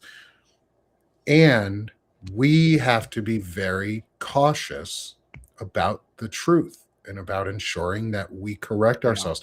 And if it comes out that the Sasha Riley case is a full, real event and everything is verifiable or verified enough that we all believe the truth of it, then I will apologize for this. I will apologize for saying it. Yeah. I just have a hard time believing that one because of the inconsistencies around the timeline. So just saying, I don't want to derail our conversation into that, because that's really not what we are here to talk about right now. I just want to add too. I think the president's name is the least important name in those files. We have to go after all the bankers and all the professors and all the other people, and just focusing like on some salacious, really extreme story involving the president that's missing the power of the Epstein files. We have to dismantle that entire financial structure that supported this, and all that evidence is pretty much already there. And we have to force our representatives to take action, because there is plenty of stuff has already been released where people could be sitting in jail. They should be sitting in jail. And yes, we need to start putting people in jail. That's process. It doesn't matter who it is, because you get the guys down at the bottom who maybe did less things. They'll start talking about the guys a little higher up, and then it all comes down like a house of cards. So don't start at the top. You start at the bottom, keep going up, find the most actionable stuff, put pressure on those people that have the least amount of power, and then we'll start seeing. They should all know this. Our Democratic representatives should know this. They all went to Ivy League schools. They're all lawyers. They have to start doing it. I did something weird. Things showed up weird on that. We haven't even gotten into any of our actual notes for the day, but this one sort of like rolls right into the note that Walter, you had for the day. So do you mind reading this one? Because this fits really well into what we were talking about the accountability and accusations and truth and cautiousness in how we report. Yep. So it goes, we have to make it illegal to make false accusations. I think it already is illegal. False accusations about anyone who was killed by law enforcement. Our officials need to shut the hell up and not flap their mouths about how everyone who disagrees with them is a terrorist. The violent and false language of the political right leads directly to the loss of life and has to be stopped. This is as irresponsible as yelling fire in a crowded theater, and our representatives should face charges when caught making inaccurate statements. And they can always take a page from Mike Johnson's book and say, I don't know anything about that, even though he says that about stuff he damn well should know about. But we do have slander laws, you know? I mean, if I make an opinion, what? Defamation laws. Yes. And if I'm making an opinion statement, it's one thing. If the president comes out and accuses somebody as a terrorist and has no evidence to support that claim, he should be facing some, I don't know what the term is, defamation suits, slander suits. The family could probably bring it forward. They could probably be state lawsuits, so there's no pardon power. There's all kinds of things we can do is the point of this. We need some creative lawyers to start, because as I said earlier, people were losing their jobs just for reposting things that Charlie Kirk actually said.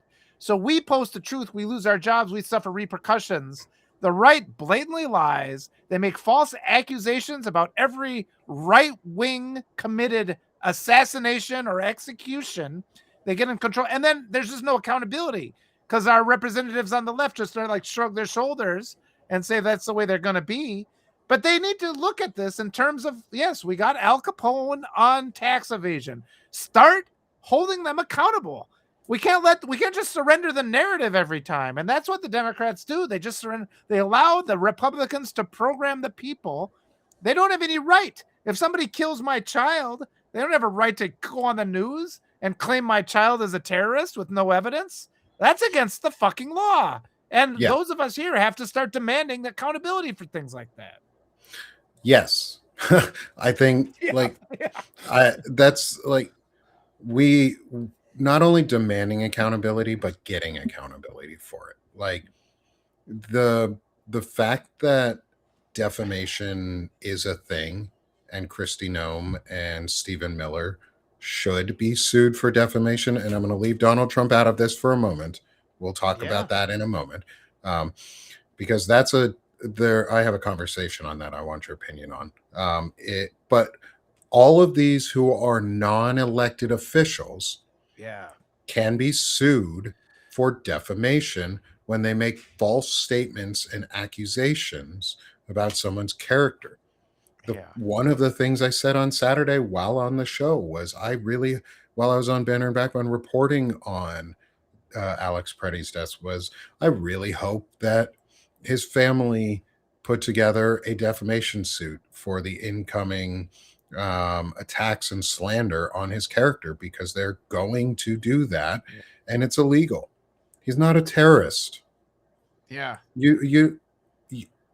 The idea. So here's my thought: is defamation and slander are really hard to prosecute for politicians, because we have, in my opinion, we have taken the speech and debate clause to mean that politicians have free reign to say whatever the fuck they want, whenever they want. However, in my opinion, the speech and debate clause only protects them when they are in session in Congress and speaking specifically about congressional matters, and not just everyday shit that they say.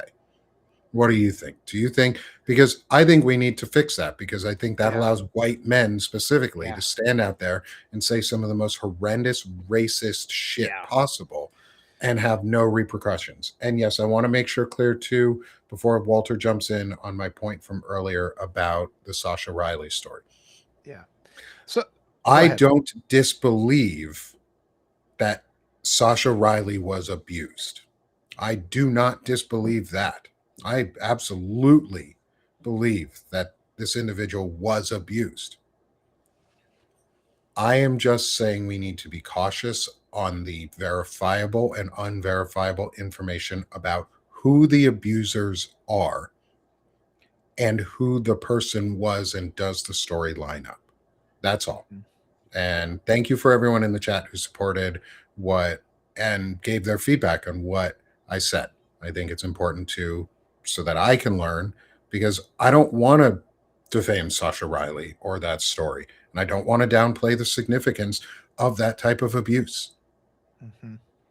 And we need to be careful so that we don't turn into these folks making false accusations and lying about things that happen inadvertently or on purpose. But I think specifically around law enforcement, if it's not a law, it really fucking should be. Like, you shouldn't be able to speak about the murder of somebody as a law enforcement or as a official in a branch or a system where you are part of, like, a department head or Christy Nome or something like that, or Greg Bavino, until real facts have been found. Yes. And an independent investigation has been done, not just by your department or your branch saying, yep, we cleared, nothing happened, because we know CBP has cover-up units. So we don't trust anything you fucking do. Yeah. I want to say, I think this is what you brought up is great. And an issue on the left too often is people say they give up in advance because they think it has a low chance of succeeding. But it's not. Don't be results oriented. You're not doing this to get a conviction. You're doing this to provide pressure on these officials to stop lying, and so too often our fucking feckless Democrats who have the power to just say, hey, you can't call that person a terrorist.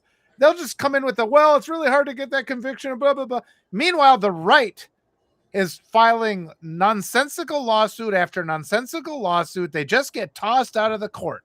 But before they get tossed out, they get headlines, they get people talking about it.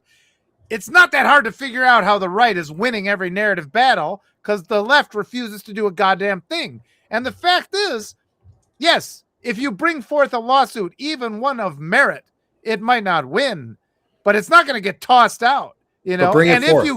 if you happen to get the luck of the draw, you get a decent judge, you can win these cases. It's not a slam dunk guarantee, but in the meantime, you can win the dialogue and say, we're suing that guy for defamation of character. You say that. And that's how you program the public to understand that they're lying, so that the next time some MAGA asshole assassinates somebody like Melissa Hortman, the right isn't able to just instantly come out and claim it was a left-wing terrorist without any evidence whatsoever, like they do every fucking time, which feeds right into their law and order bullshit, which they're currently using to attack completely innocent people who they claim to be illegals. Even the only people who are legal are the guys in the Oval Office and the white supremacists they've hired and given badges and guns and promised a complete lack of accountability.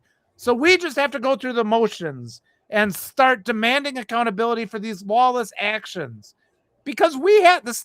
The law is on our side, and the law is a living thing. And if we don't tend it, it dies and it becomes a tool of the enemy, which the right has managed to do. So we need to activate our politicians, make them start suing these people for defamation when they say, I mean, our police chiefs shouldn't come up and say a bunch of bullshit. They should talk only about the evidence that they have.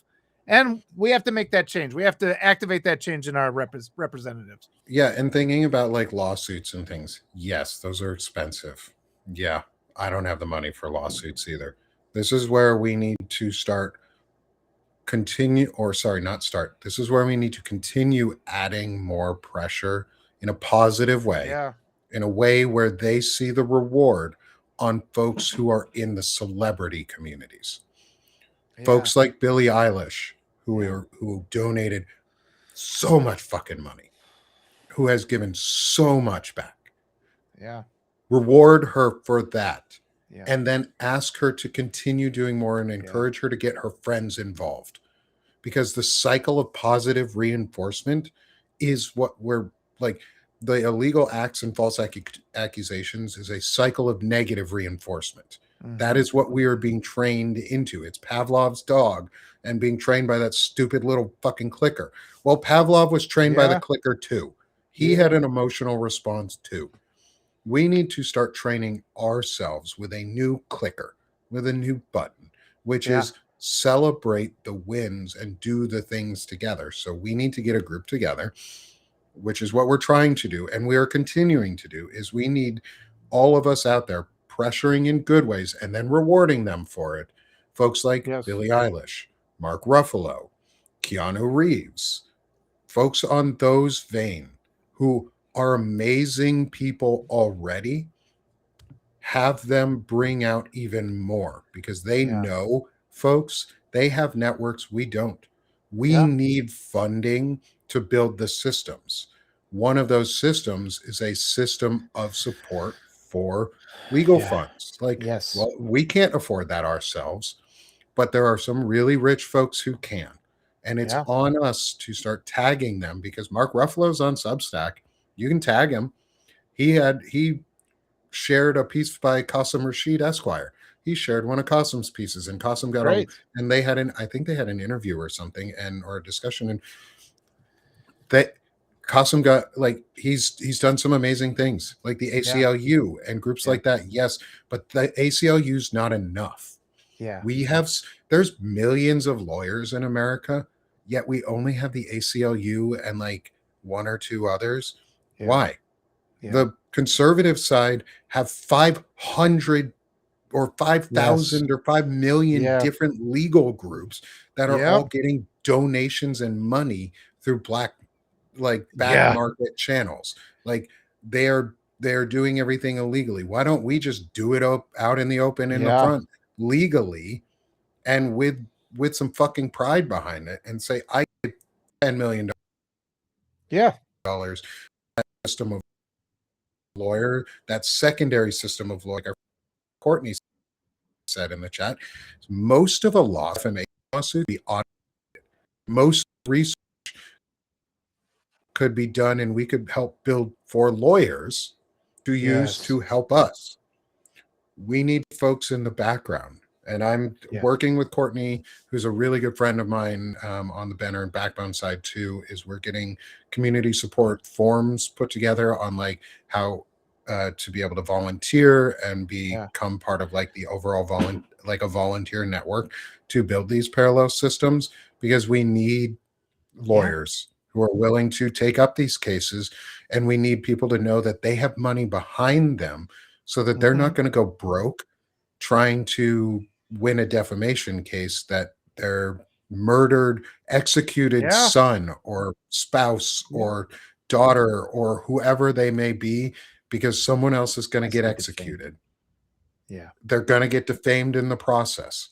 Like, Yeah. we doing the action is important, because then you show that you're committed to the process. Yes. Laws only enforce themselves when we make it happen.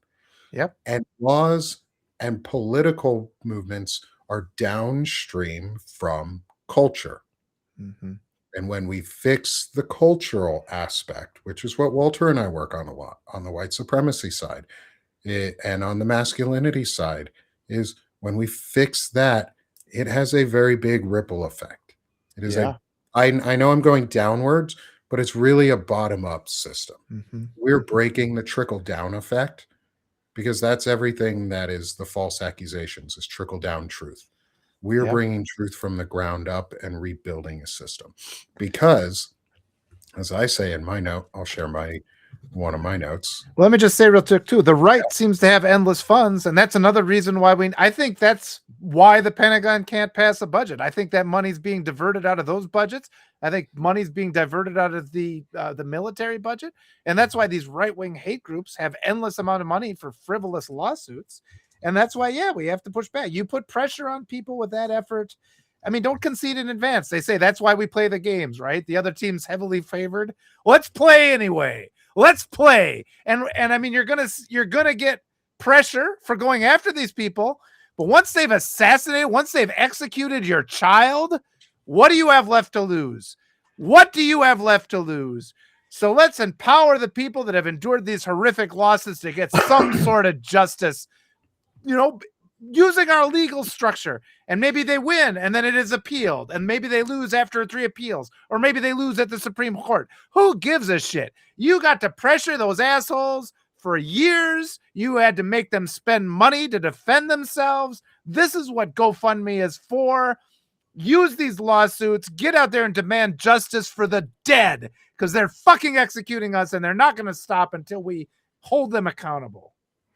And because we deserve nice things. Yes. Like I said in this note, is we deserve nice things, and we deserve the investment in us. And that's what we have been told we don't deserve, is we don't deserve nice things in America. We shouldn't have healthcare. We shouldn't have other things, because we're not worth the investment. Only those billionaires are worth the investment. Well, fuck that. We deserve nice things. We deserve the investment. Demand ICE be abolished. Demand universal health care. Demand universal education. Demand universal food services. Demand a wealth minimum. Demand a wealth maximum. That's what we should be demanding. That is the platform. Mm-hmm. That's the platform. That's what we should have for a Democratic platform, or whatever party platform we want to call it, because if the Democrats don't want to do it, then they don't deserve it. This is basically the policy platform. This is a pretty condensed version of what the policy platform of the Progressive Party of the Democrats is universal health care, universal education, universal food services, provide a wealth minimum, wealth maximum.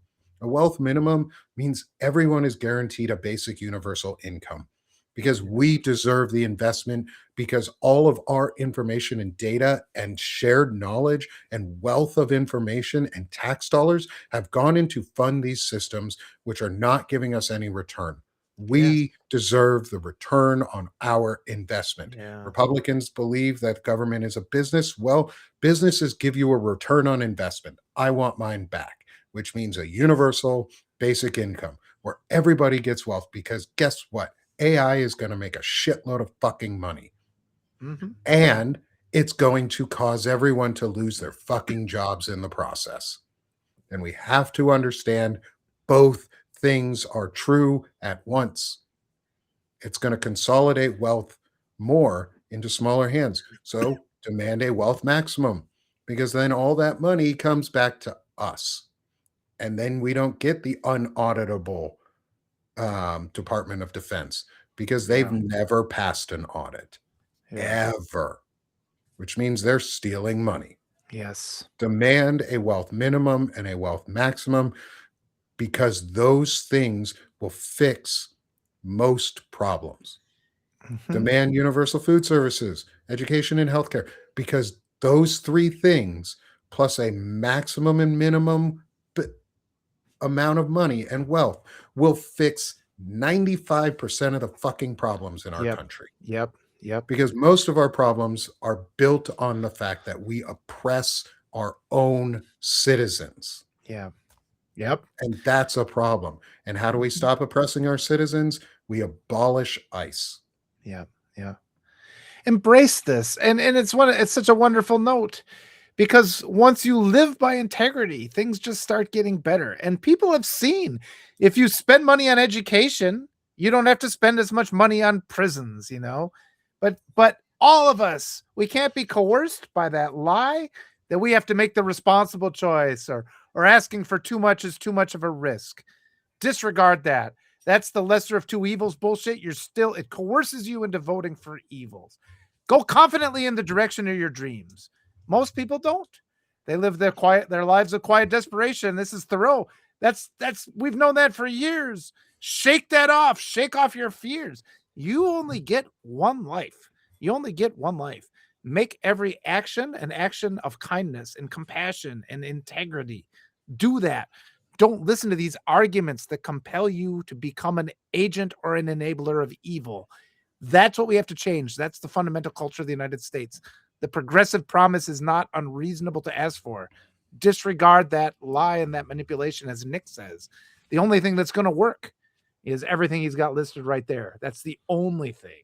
It's a big task, but once you know the enormity of what's up against us, and you actually have a means of getting there, we just have to get to work, roll up our sleeves. And here's my question this is a rhetorical question, but this is my question to people that I ask is, even if we don't get all the way there, isn't getting 90% of the way there better than none of it? Yeah. Isn't having a better wealth minimum system or maximum system in place better than having neither? Isn't it better to have working and auditable and increasing levels of food services or education or healthcare than not having it at all? Yep. The argument of, do you want healthcare or not, is I want healthcare. So let's at least get part of the way there, because if we don't demand all of it, we won't even get part of it. If we don't demand the things that are valuable and necessary so that we can all live above Maslow's hierarchy of needs on those basic necessity levels of food, safety, and security, once we get those, guess what, guys? Guess what, gals? Guess what, everybody in between? We're 90% of the way there. Yeah. Then we can actually do the hard work. Then we can do the real stuff. Then we can do the humaning side. Once you take care of the basics, we get to do the humaning side, the bettering of ourselves. That's where we abolish ICE. And instead of funneling $70 billion or $100 billion or whatever the fuck random ass, massive, stupid amount of our money is going to murder people, that would be going to houses. That would be going to food. That would be going to schools and paying for our teachers. That would be going to rebuilding roads and bridges and building a system of energy in our country that is reusable and renewable and lasting. That would be going to, fixing climate damage that we have done on an unprecedented level. And, it's cold as shit here in Arkansas. It's been cold as shit here in Arkansas for a couple days now. Colder than it normally is. Everybody's under an extreme freeze warning. I've been under an extreme freeze since Thursday or Friday. This doesn't have to be the normal. We can fix a lot of these things. And global change, that'll be the hardest. Global climate change, that's one of the hardest. That said, we need to at least try. Yeah. Like, we need to Yeah. at least try. And Yeah. for me, part of that trying to is we have blown through our 2 hours, and we have That's all right. not I even get a little more time. we Or have are you not busy? even gotten to our artwork.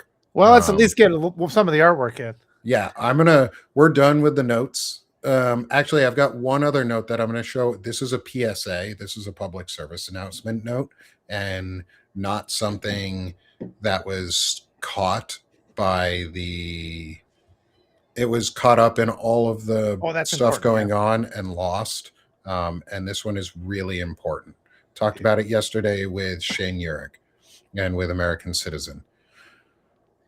Over the weekend, it was reported by multiple outlets and confirmed by multiple outlets that over 149, nearly 150 million unique login credentials across almost every major web browser and web service were leaked in the clear, meaning your credentials were accessible without authentication or authorization. Somebody was able to get them.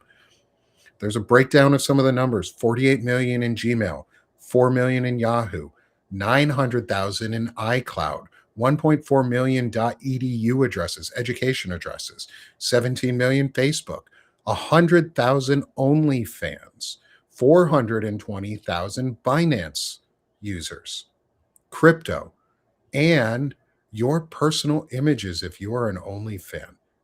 If you're a creator on OnlyFans, that's how revenge porn happens. That's how sexual abuse happens, and people get trafficked and taken because your stuff was stolen. If you have a credential on the internet, change it and add two-factor authentication to whatever you're doing. You don't have two-factor authentication on, you're probably wrong. Turn on two-factor identification. So this is just a public service announcement of, please go check your stuff, because 150 million user credentials were leaked. Yeah. And set up credit reports, or make sure you keep your phones and your emails. Look at your emails and your phones, because you're probably going to get some phishing attempts. Do not click on links you do not know. If you do not know that phone number, you don't have to answer. Yeah. If you don't know that text message, you don't have to respond. They'll leave a message if it's they'll contact you by mail if it's important. I don't even hardly ever answer my phone. And don't freeze your credit. Don't freeze yourself. Don't freeze your assets and hurt yourself because this data breach happened. Protect yourself. Freezing yourself is the go to 0 to 100 moment. We have to understand how to not go 0 to 100 in this situation too. Like, don't freeze all your credit. Instead, go buy an incognito account or a delete me account and put your 3 most useful or used email addresses on there and delete all your stuff and have them prune the internet for your stuff. Be proactive, not reactive. Be proactive, not reactive. If you think your credit card is stolen and your credit company allows you to turn on and off and pause your card, absolutely. Like, if you know if you've seen transactions going, be smart though. Just don't freeze yourself out. Like, don't hurt yourself because somebody else stole your stuff. Be proactive. Delete yourself off the internet. Delete me or incognito. They're worth it. They are worth it. I'm not paid or sponsored by them. They are worth it from a user who uses them. And get a VPN. Like, want to have some safety, do that and set up the alerts. But public service announcement, just be careful. 150 million users. Yeah. And those are unique users. That means 150 million different people got. And you could be on that list like 10 or 12 times. Who knows? They could have a lot of your stuff. If you have an OnlyFans or an account like that where you are a creator, be very careful too. Make sure you guard your images and your personal data and your videos and everything that is precious to you, because revenge porn is illegal and it's abusive and it's hurtful and things like that are wrong. And when those things happen because of it, we are here to make sure you also have a voice to say, hey, this is not okay. And we are on your side. saying that those types of behaviors are fucking awful. That's what leads to the Epstein files and trafficking, is revenge porn and shit like that. And I'm not a financial expert in any way, so I could be wrong on freezing your credit, but freezing your credit also impacts you if you're doing other things. Like if you're buying a house, or you're in the process of buying a vehicle, or you need a loan or a credit card or something, freezing your credit can be really tough. It's a tough financial situation. Do the alerts first. Be proactive before going to 100. Like, don't just go to 100. Go use your emotion mind and your intelligence mind, and go into a wise mind state of, what do I actually need to do? Stop and think for a sec. Yeah. Most proactive thing to do right now, change your passwords, watch your accounts, put alerts up. And that's and make sure if you are, and delete yourself off the internet. And that's what I can say on that. But protect yourself however you need to, so that you're safe. But I want to transition to end our show today. We'll go a couple minutes over, because I've got an hour until my next one. Okay. I have Frederick Pogue coming on at 2 p.m. Eastern for intelligent masculinity discussion. Say hi to him for me. I love him. I definitely will. And in the audience, I may be wrong. I may be wrong, and that's okay. If I'm wrong about it, then yeah, go ahead, do whatever's the safe. I don't want people to overreact. This is just a public service announcement. Go change your credentials. Don't overreact to this. Data breaches have happened all over the place, and that's why we have services that can help us. But let's get into some love and enjoyment to end our show, is because we've got some artwork to share from our daughters for today. I know I still haven't shared any of my sons yet. I got to get some of his creative pieces up. But I want to share. We'll start with, where is it? There it is. We're going to start with Walter's daughters today. Yeah. Because this one's beautiful. I did. That's an older one. I think it's my youngest who did this. And I remember she did that. I'm just like, God damn it. It's like, look at that. And I posted that the other day on Substack, and I got so many just nice comments. And it's just how brilliant they can be. I mean, she was probably 5 or 6 when she did this. And it's like, holy cow, a community painting a rainbow. Fuck. Perfect. Just what I needed to see. Just what I needed to feel. And I know it made a lot of people feel better the other day. So, I was so happy to share it. It makes me happy. Yeah.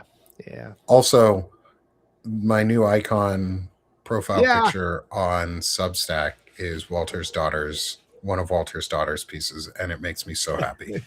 And I'm so glad that, I love that it's just a natural thing to do. It's beautiful to draw community, and she just sort of knew to do that. I think that also reflects really highly on you and your wife, and the parenting that you have done, and the lessons you have taught, because children implicitly learn, and they know a lot more than we give them credit for, and they pick up on lessons. And I think seeing that she expressed that in artwork shows that she listens to what you and your wife are saying, and how you treat and how you act. So I think you should be proud too. Thank you. I am so proud of them, and I've learned so much from them. And it was, just when you have your kids and you recognize there's just nothing evil there. They're just so beautiful and pure, and take the responsibility of being a parent is to not teach them all the negative things that are part of our society. And I love that little girl with her feet, the one with the high heels, but her feet are turned in. I think that's really funny. Oh, right in the middle. Yeah. Yeah. I love the one actually painting. Yeah. Because she's got that reaching motion. You can see that she's reaching towards it. And it's just, your daughter's proportions and perspective are so on point in this drawing. She just knew how to draw. And the paint roller is amazing. The little bits of detail are so fun. Yeah. Makes me happy. Yeah, me too. So thank you for sharing that. I hope it brought a little bit of a rainbow feeling to everybody. We need that. Man, we We do. do. And maybe this one will bring a little joy too to people. Is from my daughter. Ah, yes. Is space mushrooms. They do have hands. Oh, they're like hugging, or they're like looking at the stars. That's what they're with the hands. They're sitting next to each other. One has its arm wrapped around the other like a parent and a child. Beautiful. And they're sitting there looking up at the stars together. Like it. Beautiful. And we have a question of, are these paintings going to be for sale? I was actually going to talk with Walter about some of them. Is Sick of This Shit Publications is putting together its shop finally. That's a good idea, yeah. Because folks have asked for it. It's been lower on my priority, but folks have asked for it, and I want to make sure that I give back in that way. Is we're setting up a shop finally. Awesome. And we're going to do some fun things with that. And one of the things I'd love to do is see if we can share the artwork on t-shirts as t-shirt designs or coffee mugs or stickers or fun things for people to be able to just have these little bits of art in their life. And I plan on putting a sticker up for event here soon. I'm going to be changing like the Diogenes Club title screen is going to include all of the drawn icons for Evan, Eric, Walter, and myself. I think like that would be a really cute t-shirt too. Is our faces together, and it just shows off the amazingness of our kids too. While doing it. So I want to do that. I know we have some really amazing quotes and stuff that I want to do because I have a Shakespearean insult mug. I'd love to do like a Nick and Walter insult mug. And we just have like insults wrapped around because all of it's eagle jizz, which is what Frederick Pogue coined a while ago. It's performative patriotism, performative masculinity. It's eagle jizz. It goes everywhere. It's sticky. It's gross. Nobody likes it. Nobody wants it. It's hard to get away from. It's hard to get off of you, and it takes a while to get out of your clothes and your face. So we don't want any of it. So we're gonna have some fun. So just wanted to give you all that and a little bit of joy. Thank you for coming in. I had a great time. It always is a relief to talk to you, Nick. Self-centered. And I love getting to share our kids' artwork and joy because it's fun to be a parent who gets to have fun and talk about their kids in a positive way. Because so many other people talk about their kids so negatively or like what they did wrong. And I'm really trying to work on myself too. Eagle jizz, EIGLEJIZZ, eagle jizz. It comes out of ugly testosterone or low T beta males who call themselves alpha, who look like penises, and walk and talk like penises. And we all know they're ugly and nobody wants to see them. So put that shit away. And that's what that is eagle jizz. It's performative patriotism. Or eagle smegma, the smeglamaniac. And so we like to have fun here. We like to give you guys a little joy, but also celebrate our kids while we're doing it. And so thank you so much. All this has been so fun. I'm going to go do our thing on our last part here. I just have to say the subtle lines of the arms of those mushrooms. I love that. They were so delicate. Like, it takes you a second. The hidden message in artwork where you're looking at it, it's like, wait a minute, what? Oh, they're embracing. And then that realization occurs to you. That's a nice moment. I want to think that she drew it that way because she liked sitting next to one of us, her parents. Those are good moments.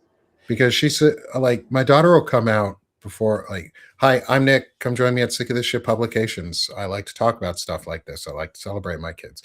I like to think that my daughter drew that as a child parent because of what she's learned from us, because she comes out, when she comes out of her room, her little cave that she likes to enjoy herself in, her way of coming and showing affection is she gives a hug. and she'll run up and give a hug or do something like slightly unexpected. And so I think I want to I want to think that that's inspired by her own thought of like, oh, I love giving my parents a hug and sitting with them and being near them, or my grandma or my grandparents a hug, because that's what they do.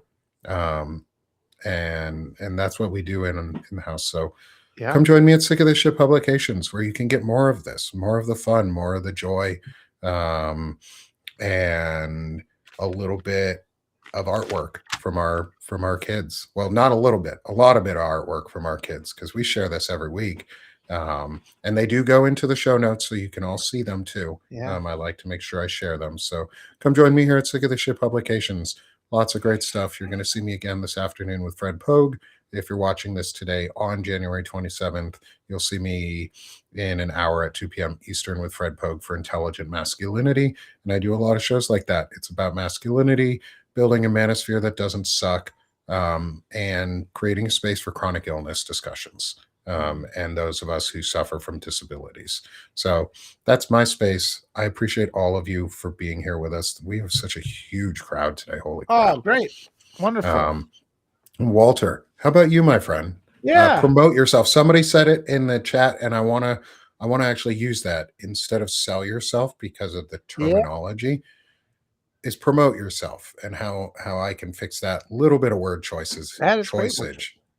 Yeah, thanks so much, everybody, for being here. And I just want to add too, the positive reinforcement when it comes to being a parent. It works so much better. Being hard on your kids doesn't work. It's like you say kind things when they do things you want them to do. Don't scream at them when they do something you don't want. It's just, and our whole society pressures us to be so negative. So this positive stuff really helps. But yeah, thanks everybody for being here. I've been saying, I mean, Nick and I, we're trying to dismantle this mechanism that everybody else has used to exploit and abuse you, and so many of these massive creators are out there with their millions of dollars. They're not really your friends. So please, I wrote an article for tomorrow about how some people have already said, they get kicked off my newsletter list somehow. It's because we're targeted. And people like Nick and I, who are the real voices, we're real dads. We're not these fake talking heads who are paid for by who knows whatever dark money that's out there. We're real people. You all know that. You've talked to us. So please, I mean, when you're considering where you put your money, who you support, please consider giving it to us and supporting us. I mean, I've got my whole subscription tier. You can do as little as $20 a year. But the more we can build and grow and be sustainable, we get out of that algorithmic disadvantage, get into an algorithmic advantage. And it's through our efforts that we can transform our society. And it's going to require all your help. Keep showing up, keep listening to these things. We don't claim to have all the answers. But more importantly, we're listening to the people that talk.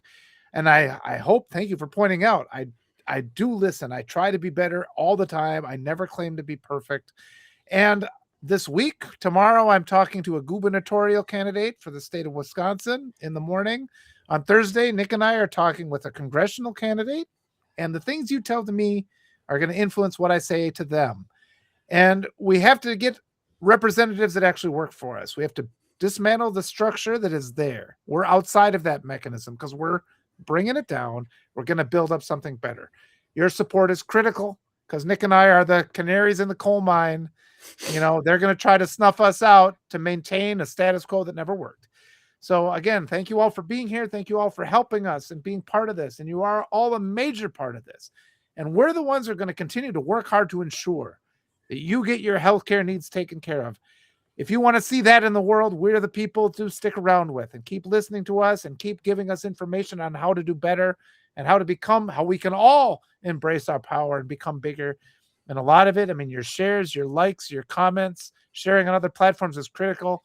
But most important of all, probably, is to take what you bring in from these conversations, the new power you feel, talk to the people in your sphere and in your community. Encourage them to come on and talk here too. And together we'll all rise.